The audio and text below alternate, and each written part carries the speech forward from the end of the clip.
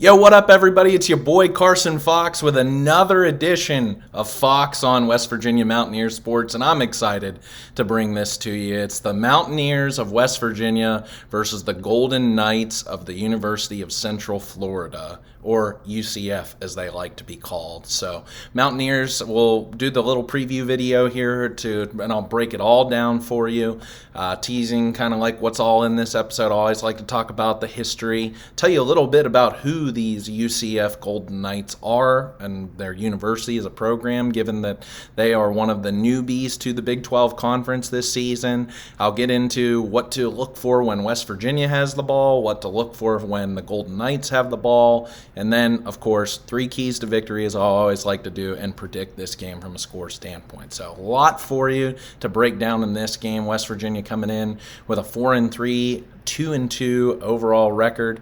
And then a 4-3 overall, 2-2 Big 12 record at the UCF Golden Knights, who are 3-4, 0-4 in Big 12 play. But as the home team at FBC Mortgage Stadium, aka the Bounce House, the Knights are the betting favorite at a 7-point spread, with a 58.5-point over and under, a noon kickoff on Fox Sports 1. And the Mountaineers own the series lead just 2-0. In the 2 games that these 2 teams played back in the early 2000s, in 2003 in Morgantown, in 2004 in Orlando, Florida. And in 2003, in Morgantown, it was a 38-18 victory for the Mountaineers, riding high off the upset of number 3 Virginia Tech the week prior. West Virginia owned just a 19-11 point lead going into the fourth quarter. Quarterback Rasheed Marshall exited the game in the second half due to a concussion, but special teamer Joe Hunter recovered a blocked punt in the end zone, and wide receiver Chris Henry, RIP, hauled in a 79-yard touchdown pass from backup quarterback Charles Hales as the Mountaineers pulled away for a victory.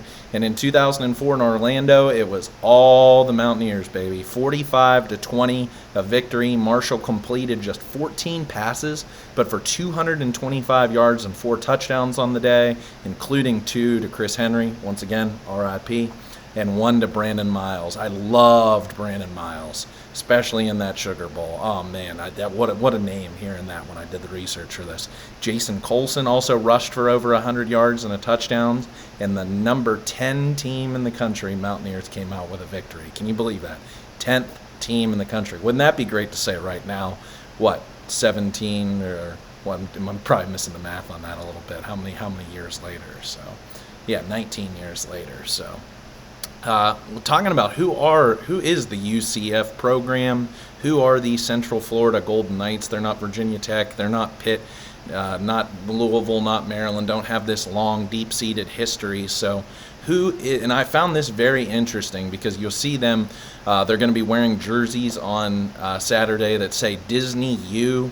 They also like to be called, they have space themes to them, and they call themselves Space U. So doing the research into this, so the history of the University of Central Florida. So it was actually back in 1962 when President John F. Kennedy said in his speech that the United States would reach the moon by the end of the decade, that local leaders, with the assistance of the state legislature in the state of Florida, pushed for a new state university in Central Florida to pursue the space program for the United States.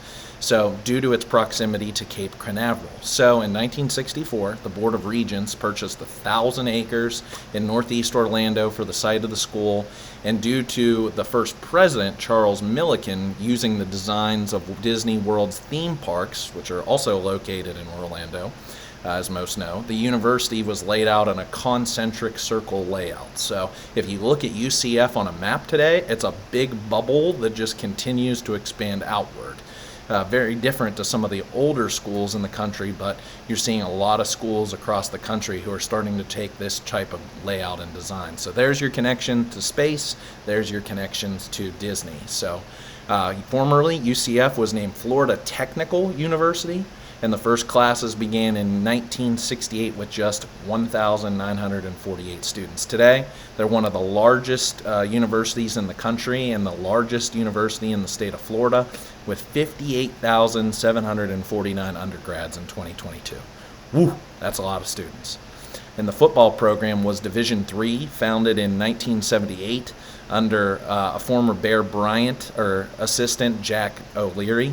UCF worked its way up from Division III up to Division II in 1982, Division I AA in 1990, Division I FBS as an independent in 1996, and it was a quarterback by the name of Dante Culpepper who put them on the map, finishing 6th in the Heisman Trophy voting in 1998, going 11th overall to the Minnesota Vikings, pairing up with Randy Moss, and having a really nice pro career in the NFL. So then UCF joined the MAC of all conferences just because there was really an opening in 2002, and realized that they weren't necessarily a geographical fit, didn't really necessarily have too great of success, so they left, joined the Conference USA in 2005, and it was when Conference USA then turned into essentially the American, which was the formerly old Big East at the same time, that UCF has really taken off, culminating, I feel like, in 2017 when they became the self-proclaimed national champions, going 13-0, defeating number 7 Auburn in the Peach Bowl, but not necessarily making the college football playoff. So in their minds, they were the national champions of 2017 because they went undefeated and didn't suffer a defeat in that season.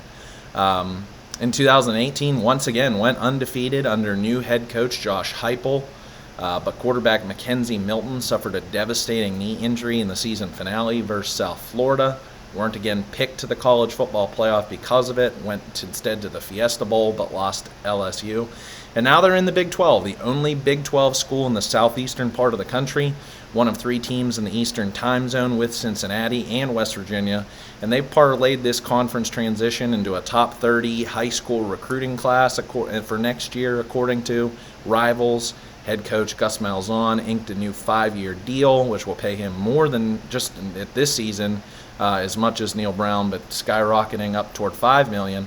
So a lot of momentum for this UCF program. Again, one of the largest student bodies in all of the country, a big metropolis in Central Florida. They just have a lot going for them, not only as a school, but also as a football program in recent years. So it was a great addition, I feel like, for the Big 12 Conference to bring them in, outdueling their rival South Florida, who joined the Big East back in the early 2000s, you remember, over Central Florida. But now UCF, not USF, is in a P4 conference looking forward. But it's been tough sledding for these Golden Knights to start out their time in the conference. Looking at their schedule, playing Kent State, demolishing them. They went on the road all the way across the country. Who thought to do that? At Boise State, won on a walk-off.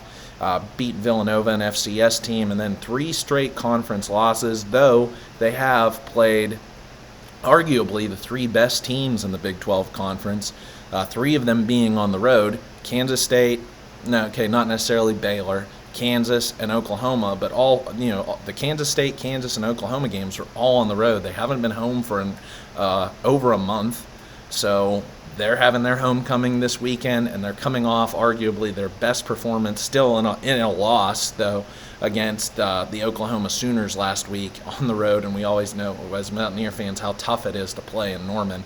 They were down 8 with inside 3 minutes left in the fourth quarter. John Rice Plumlee led a 9-play, 75-yard touchdown drive, came all the way back, and if a failed 2-point conversion on a trick play, it was a halfback pass in which the OU defense was completely all over. So unfortunately, I guess for UCF, coming out with a loss in a really toughly contested game. I thought they had the athletes to hang with Oklahoma and fought hard really all day.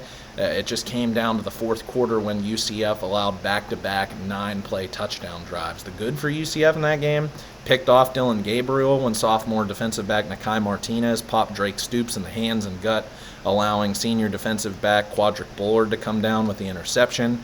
They were both close in comparison in both rushing and passing yards, and kicker Colton Boomer went 3 for 3 from field goals with 2 from over 45 yards. And the bad for UCF, and this is why I mention all these things when I to break down both these teams in comparison, they allowed 13 tackles for loss, including 3 sacks on Plumlee. That's incredible. That is a lot. Their offensive line was tested, and I know Oklahoma has a sensational defense. We saw that in the Red River shootout, but 13 tackles for loss on the Golden Knights. So a little bit of context. Now I want to break it down. What you should be looking for as a fan when West Virginia has the ball, with a little bit of analysis, a little bit of my own opinion dropped in here. So when West Virginia has the ball, my biggest question after thinking back on this game last week against Oklahoma State is, does West Virginia continue to be predictable? Yes or no? If no, and what I mean by that is, we start to see everything that I started to call for in the recap video of Oklahoma State. We see more passing on first and second downs. We see more up-tempo. We see more improvisation by Garrett Green at quarterback, taking some deep shots. No more tunnel screens and no more halfback delayed draws. I think the most important thing for this Mountaineer offense is to take care of the football.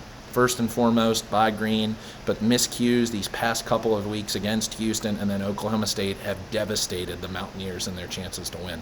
Talking about the Cole Taylor fumble out the gate that West Virginia was gifted, that punt return muffed punt in the first quarter that could have sparked West Virginia to go up 7-0 in that game, and who knows what happens from there, but the Taylor fumble really hurt them, and also the Jalen Anderson tipped interception into the hands of the Houston defensive back 2 weeks ago.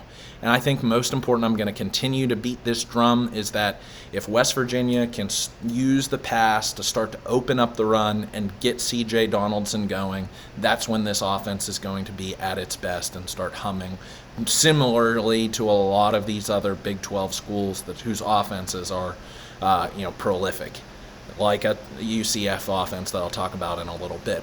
Or if West Virginia just continues to be predictable. And I've heard this, and it might make sense to you why West Virginia would do this when I talk about how talented this UCF team is. But I listened to the Three Guys podcast today with Tony Caridi, Hoppy Kirchville, and Brad Howe, and I've listened to some others breaking this game down, and they're saying this is the game to try and play ball control and to churn, use up a lot of clock and can keep the UCF offense off the field. So if they're going to continue to play soft in the first and second quarters, just try to wear UCF down for the first quarter, work that clock, like the boxing match analogy that I used in the recap video against Oklahoma State. I think that West Virginia needs to run the ball more laterally and creatively to open up running lanes in between the tackles for later in the game. Exactly how Neil Brown and company did in 2019 when West Virginia really couldn't block kindergartners in a pillow fight. Go back and watch how West Virginia used Sam James in 2019 in its matchup at home against NC State. If you can't run through them, run around them. Get the UCF defense running laterally like Houston did against West Virginia a week ago, so this could potentially be big opportunities this week for guys like Jaheim White, Rodney Gallagher, Justin Johnson, E.J. Horton. And don't be afraid, and this is what I think Penn State has been doing for decades with vast success, that why can't West Virginia do a halfback screen? I'm not talking about any of those tunnel screens that you see where the whole offensive line goes one way and the whole wide receiving core goes the other way, and they're dishing it to this tunnel screen, and most of the times it gets blown up. I'm talking about a halfback screen in which just Garrett Green, either out of a shotgun or under center, but I'm assuming it'd be out of a shotgun, drop back a few steps, put C.J. Donaldson or another running back out into the flat with the big boys out in front of him and run a traditional halfback screen. Why have we not seen that? I'm even talking through the Dana Holgerson era days, is if you can't run between the tackles because you're so predictable, let's try a screen, please, because they're loading the box and sending everybody after you. I want to see that. So just maybe then, if you try some of these more creative things that you haven't necessarily tried for years now, not alone this season, it'll take pressure out of the box, spread out the defenders, and open running lanes for Donaldson and Green. Just a simple thought there to try something creative when so much isn't working. And here's why I'm saying this is UCF is 120th in the country at rush defense at 196 yards per game allowed. So they are ripe for the taking to run on. So if it doesn't work, like that first series, again, I just don't want to see that vanilla, predictable run, pass. Like, change it up a little bit. Number 2, the return of Tomas Rimac at left guard. 2 thumbs up to that. That's great to have him back. Fully intact line. That means you don't necessarily have to either start a combination of Brandon Yates or Jaquay Hubbard that they can rotate in at that right guard position. Now you have the strength of Rimac next to Milam in the middle with Frazier, so that left side of the line is going to be strong. Though at injuries, on offense at least, Hudson Clement doubtful for this game, so he's probably not going to go. So I think you're going to see really the 5 pass catchers see the most work in this game. Devin Carter, E.J. Horton, Traylon Ray, Preston Fox, who had a great game last week against Oklahoma State, and Cole Taylor at tight end. And my question is for West Virginia, who's going to block senior defensive lineman Tremont Morris-Brash? He's the national leader with Utah's Jonah Ellis with 14 tackles for loss on the season. He also has 6 sacks and 4 QB hurries. So watch out for number 3 on the defensive line for UCF. Also, number 2, redshirt sophomore defensive lineman Lee Hunter, second on the team with 39 tackles on the season, with 5 tackles for loss and 3 sacks. And in the middle, just like how Nicholas Martin was a game wrecker for Oklahoma State last year, Lee Koba is for the Mountaineers. UCF has their own tackling machine of their own, senior linebacker Jason Johnson, who's averaging 8.5 tackles per game. The third thing that I want to see when West Virginia has the ball is, how does West Virginia's offense handle the bounce house? It's a stadium that's about the same size as TCU's Ammon G. Carter Stadium, but with so many students on campus, I imagine they're going to be much louder, much rowdier than TCU was. West Virginia really played slow and lethargic throughout the first half against Houston a couple of weeks ago with a tiny crowd. So if it's the complete opposite this week and UCF's crazy and electric on what's going to probably be a beautiful day, 80-some degrees in Orlando, Florida, how does West Virginia handle it? Are they juiced? Where's the juice? Let's see it. Also, Oklahoma's wide receiver Nick Anderson really took advantage of this UCF secondary deep twice, finishing the day with 5 catches for 105 yards and 2 touchdowns. The first touchdown was a miscommunication in zone coverage between Corey Thornton and the over-the-top safety, and the second time, one-on-one with cornerback DeCorian Patterson. So, Devin Carter, is it you? Is it E.J. Horton who played really well against Oklahoma State? Who's going to be the deep threat? Will Neal Brown let Garrett Green test UCF deep, especially early, in the same fashion that Oklahoma did with Nick Anderson? Will Green be accurate enough, especially early, before he usually gets in rhythm later in the game like we've seen the last couple of weeks? Have our wide receivers put their early season slumps behind them. Can they get separation and catch the ball more consistently? They've done a really good job, I feel like, over these last couple of weeks since the bye, I guess you could say. So do they continue that positive trend and Green gets going with the passing game? I want to see it. Now, when UCF has the ball, wow, I was very impressed doing the research on these guys. 5th in the nation in rushing yards per game at 232. They have I don't say but 41 rushes per game on average, so it may seem like a lot. They're getting 5.5 yards per clip with 18 rushing touchdowns on the season. It really comes, I feel like, between two guys who split the bulk of the load for UCF. Is 5th-year senior running back, number 7, R.J. Harvey. He had 23 carries for 101 rushing yards last week at Oklahoma, 16 carries for 133 yards and a touchdown 2 weeks ago at Kansas. On the season, 112 carries for 612 yards, so 5.5 yards per carry average with 6 touchdowns, 10 catches, 180 yards receiving with a touchdown on the season. Watch out for number 7. He's a little tank out there. The other guy, he's the speedster, number 0, senior Johnny Richardson. He's got the highest yards per carry average of any Big 12 back with 50 or more carries on the season at 7.7. His 456 yards on the season includes a 79-yard home run hitter he had against Baylor in Week 5. But, man, can the 5'7", 170-pound senior really can ball. They're a dynamic duo between Richardson and Harvey in the backfield. And then with quarterback John Rice Plumlee, who didn't run so much last week against Oklahoma, and really because of his injury, you would have thought like preseason, and this is kind of what I was thinking with him, is he could have averaged probably somewhere in the ballpark of like, or gained 800 maybe to 1,000 rushing yards. I know he's got two awesome backs along with him, but just the way that they're carrying the ball, you're not going to see that, I think, going the rest of the way for the Golden Knights. But, I mean, he's a dynamic player, both with his legs, with his arm, but due to the injury sustained early in the season that kept him out multiple weeks, I don't think we're necessarily going to see that. But I really like a couple of his pass catchers. Number one, most important, I think it's redshirt junior, number one, Javon Baker. Had 5 catches for 134 yards and 2 touchdowns last week at Oklahoma. Just listed as just 6'1", 210, but he looks bigger. He's got a long, wide wingspan.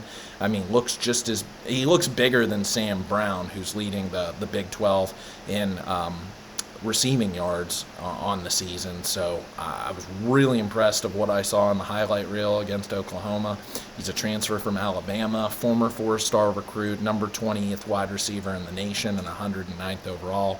Last 3 weeks against Baylor, Kansas, and Oklahoma, 12 catches for 332 yards and 3 touchdowns. I know that just sounds like an old Stedman Bailey stat from one game, but doing it across 3 games, wow. I like not a lot of catches necessarily, but man, for the yards, at 21 yards per catch on the season, yeah, like I said, he's the Big 12's second leading receiver at 551 yards on just 26 catches. So he's a deep ball threat. And also, like I said, for UCF, you got back your fifth-year senior quarterback, the guy that they counted on preseason to lead this team in their first year in the Big 12.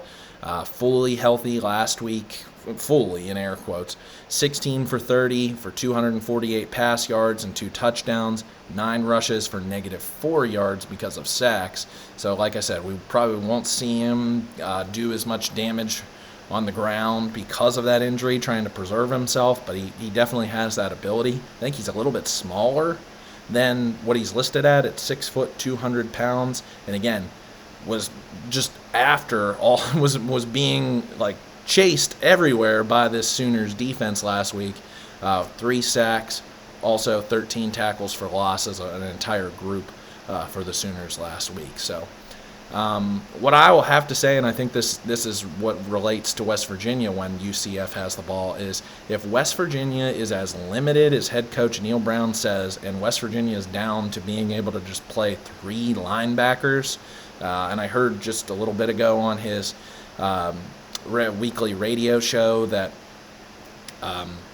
Jared Bartlett was dinged up at the end of the Oklahoma State game, and he's not going to be able to go. No Hershey McLaurin, and there was someone else. I think it may be I guess you could say pertain to Bartlett. But why not try a new package, Jordan Leslie, with 4 true down linemen? I'm thinking if at defense one side you go Durage rotating in with Hawkins, then in the other defensive tackle you have Vesterinen rotating in with Mulba, Lockhart with Hammond Russell at the nose tackle, and then on the opposite defensive end, Sean Martin rotating in Asani Redwood. And then you could have Jared Bartlett alongside, in rotation with Ben Cutter, keep them both fresh next to Lee Koba, who you're just going to have to play every single play, it feels like, for West Virginia for the rest of the whole season. Yeah, we haven't seen West Virginia really deploy James Hurd Jr. on any third downs and long pass rushing packages so far this year. But what I'm saying is if this linebacking crew, and really, truly, this is a 3-3-5. I know that whenever Leslie, and I mean even before that, Vic Kenning came over, a defensive coordinator for this staff, that they were, said that they were going to be a 4-2-5, which what you see a lot of out of TCU, and a lot of teams are multiple these days, it seems like, but it's really been a 3-3-5 in which they just used Jared Bartlett at the bandit position, who's a hybrid defensive lineman, outside linebacker off the weak side. So the strong side being Sean Martin, up the opposite end being Bartlett. So instead, why not just put truly 4 down linemen? Go 4 men across the line of scrimmage, and hopefully that creates more penetration. That creates the tackles for loss opportunities that Oklahoma had against UCF for this game for West Virginia, and like you saw that this defensive line, this front 7 in general, just got crushed last week against Ollie Gordon in the run game. So put some bigger bodies down on the line. If you're down to 3 linebackers, then take one position group off the field and put down a bigger. You have all these defensive linemen that you rotate in constantly throughout the game. So play them. Put 4 down, put 5 down. Whatever you got to do to necessarily win the ball game, but you have these bodies. Try them. Put them let's see a couple packages. I'm going to keep my eye on that, and we'll see for the recap. And obviously the game plan needs to be stopping the run. I think you have to put more faith in this secondary to keep the wide receivers of UCF in front of them. And I think it does come all the way back to, at the end of the day, better one-on-one tackling. If West Virginia's defensive backs can match UCF's speed on the perimeter, they can be successful as a group. I'm thinking back to that TCU game. But Kobe Hudson, another receiver for UCF, just 23 catches on the season, but for 496 yards and 2 touchdowns. 5th in the Big 12 with those 496 yards. So you got your number 2 and your number 5 wide receivers in the conference on one offense with a run game that's 5th in the country. Wow. So they're putting up the numbers, they're putting up the yards. I'll talk about that in my 3 keys to victory, but I think you're just going to, so that you don't get gashed. I think everybody in the whole conference saw what Ollie Gordon did last week to West Virginia's defense, and now they smell blood in the water with this injury to Trey Lathan, and they're going to try and run on West Virginia. So, and that's the worst case scenario, is West Virginia not being sure of itself either to defend the run or defend the pass. So I think trust in this secondary. Trust in Malachi Ruffin against Kobe Hudson. Trust in Beanie Bishop against Javon Baker. Trust in these safeties. I know you're going to be down Hershey McLaurin, so I think this is a grand opportunity for Raleigh Collins. I really do, to rotate in with Anthony Wilson, with Marcus Floyd, with Aubrey Burks. These safeties have to hold. Have to. And Burks played great in his return game after leaving with the neck injury at the Houston game. So these safeties got to come up strong.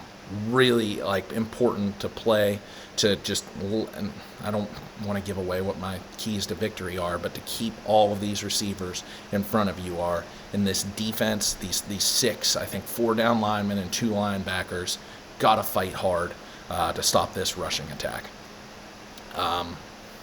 So this offensive line for UCF, susceptible for defensive line penetration, gave up 13 tackles for loss last week against Oklahoma. I think West Virginia, if you just trust those front 6 to get after it, just like they have done at times this season, and rely on your secondary, you're going to be okay. UCF is a better team on 3rd and 4th down than Oklahoma State was by the numbers. They're about the same as West Virginia in terms of red zone offense. 22 of 28 scores with just 12 touchdowns on the season. For West Virginia is 22 of 27 with 15 touchdowns on the year. The one difference also for UCF, they're worse with their penalties, being called for nearly 7 penalties a game at 55 yards per game. So something to watch for of how this game is called, and is there any sort of home cooking, I feel like, for UCF on homecoming. We'll see. Keep an eye open for that. On special teams, I really like kicker Colton Boomer for UCF, 10 of 13 on field goal tries from the year. He did have 1 blocked. He also does the kickoff duties for the Golden Knights, 24 touchbacks on 44 kicks this year. Taking a look, I think West Virginia has the advantage in the punting matchup between Ollie Straw and Mitch McCarthy. Straw has the advantage in yards per punt by 3. He's now in top 45 in the country in punting average. He's had 6 punts over 50 yards, and he's had 10 inside opponent's 20-yard line. On comparison, for UCF's Mitch McCarthy, he's had just 5 inside opponent's 20-yard line. Out of the punt returners, it's pretty much the same between sophomore Xavier Townsend for UCF and Preston Fox for West Virginia, both averaging around 11 yards per punt return. And nothing really, I guess, to remark about kickoff duties, but you'll see Townsend, who I think was on maybe honorable mention or second team returner for the Big 12 All-Conference team preseason, so keep an eye out for Xavier Townsend and listen for his name in this game. So my 3 keys to victory. Number 1, I think, and this can be across all sports, is you win games when your best players perform. And in this case, the player who West Virginia needs to get going, and I don't think, again, I'm going to reiterate this theme as I have in all of my videos, it's not necessarily his fault, is C.J. Donaldson.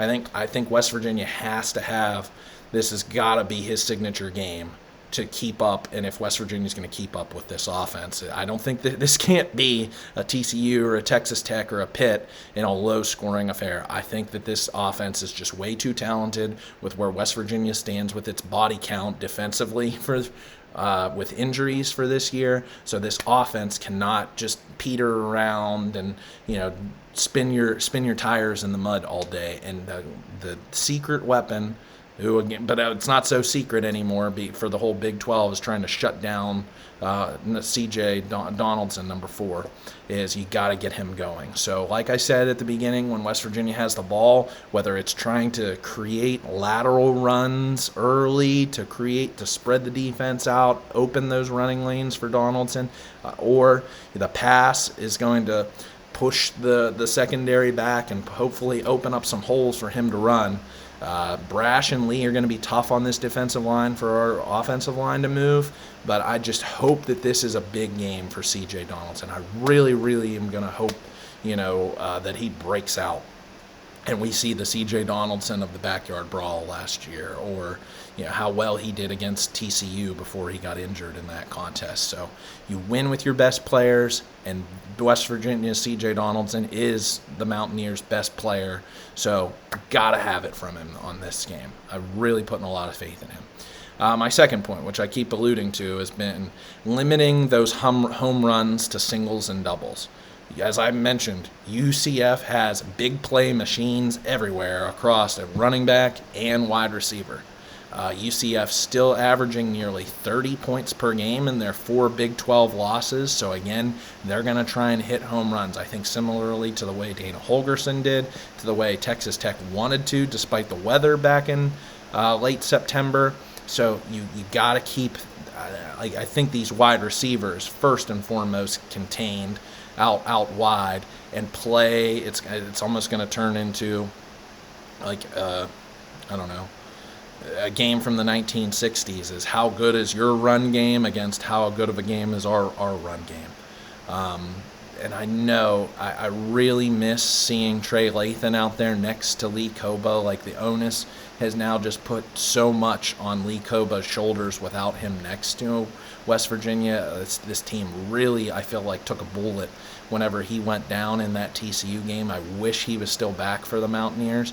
So that's why I just think that this defense needs to do something what might be perceived as radical and put a fourth down lineman so it keeps Tyron Bradley, keeps Jared Bartlett, keeps Ben Cutter, and maybe you can work in Lee Koba over, and give him a breather or two at some point in time. He's played so many snaps on the season already, so don't give up the big play.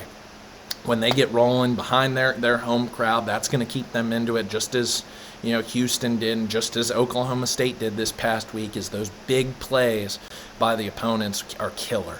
So keep everything in front of you as best you can. If they nickel and dime you down the field, so on, so be it. It's then going to put the responsibility back on this West Virginia offense to keep up with UCF all game long. And then the last thing is I'm going to say, and I'm going to steal these words from rest in peace former head coach Bill Stewart, is bring the nasty within the legal limits of the game, nothing cheap from the heart. I'm tired of these last, really the whole season, but I feel like these last 2 weeks especially, is you got to change the narrative. You got to be nasty. I think both offensively and defensively, because no one is, and Neil Brown said this in the postgame, no one's feeling sorry for the Mountaineers now that they've suffered 2 losses in Big 12 play.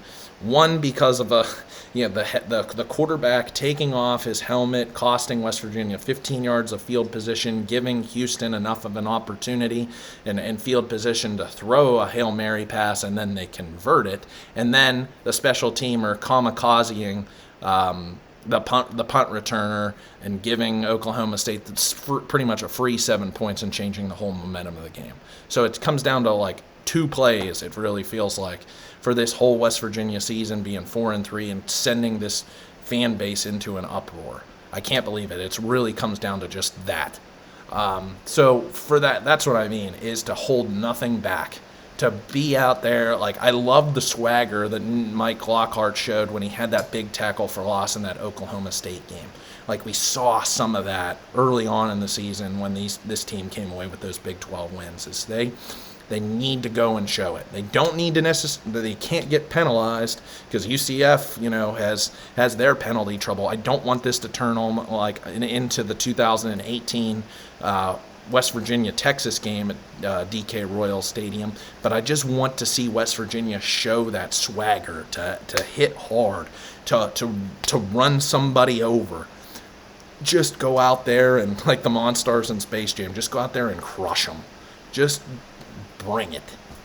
So don't go in there and methodically and get frustrated, and like when a play happens and you get frustrated, like brush it off your shoulder and you're on to the next one. I just want to see West Virginia go out there and play some hard-nosed football on both sides of the ball. So my prediction, and these predictions have just gone wonky over the last, really, it seems like 4 weeks. Going completely opposite of what I figured what would happen with West Virginia after the Pitt game. I thought West Virginia was going to suffer a couple of narrow defeats between the Texas Tech and TCU games, go into the bye, and then find a resurgence against Houston, lay that into the win against Oklahoma State. It's flip-flopped. It's the other way around. So it's almost like deja vu of 2015 all over again, where West Virginia went 0 for October. So I don't want that to happen, even though West Virginia, I think, won 8 games that year. That was the Cactus Bowl year, beating Arizona State, going 8-5. So I want better than that, I guess, for West Virginia. I don't want to see this team go 0 for October. So going 0-4 personally this week, but I'm going to stick with my prediction from the preseason and go with a 41-37 victory on the road at UCF. So West Virginia will cover, for all those people who care about where they place their bets in Vegas. I think West Virginia will cover this spread, and I actually think they'll win. I think that this is finally the game they put all the pieces together offensively, and it's a back-and-forth shootout with that's what I mean. I think it can be a shootout between Rice Plumlee and Garrett Green, the opposite side, and they're talking about the comparison of the 2 players. So, again, if it's a methodical kind of back and forth, but there are some big plays involved. Like, West Virginia just got to limit them. So it might come down to whoever has the ball last, just like I feel like Spencer Tillman just jinxed the Mountaineers in that Houston broadcast of who would get the ball last to win. So maybe that's what happens. So, but it's not going to be easy. This is a very, very high-powered UCF offense, and West Virginia is just losing playmaker after playmaker, it seems. But I'm so happy to see that you get Remack back on the offensive line. So it'll be tough losing Hudson Clement at wide receiver, but I think some of these other guys in the wide receiver unit are up for the task, namely a E.J. Horton and a Preston Fox, who played great again last week. Looking at my other predictions for the season, I just wanted to look at a note in my phone from a couple of months ago on where West Virginia is. I said that West Virginia was going to score about 32 points per game offensively. Right now they're at 29. So have an opportunity to up that with a 41-point showing against UCF. On the defensive side, I said they would give up about 27 points per game defensively. Right now they're at 26, so a little bit better, even with that 48-point performance last week against Oklahoma State. So they're still doing a little bit better than what I thought they would be. So opportunity for this offense to increase and the defense to keep holding steady for the season. When I talk about the quarterbacks, I said between Garrett Green and Nico Marchiol, can you beat Geno Smith's statistics of 2010? His first year starting for the Mountaineers as a true sophomore. That year, Smith passed for 2,730 passing yards with 24 touchdowns and 7 interceptions.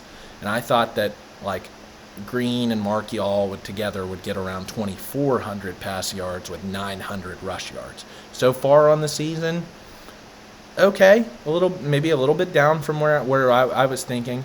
Might get there rushing wise though. 1,397 passing yards with 10 touchdowns and 4 interceptions.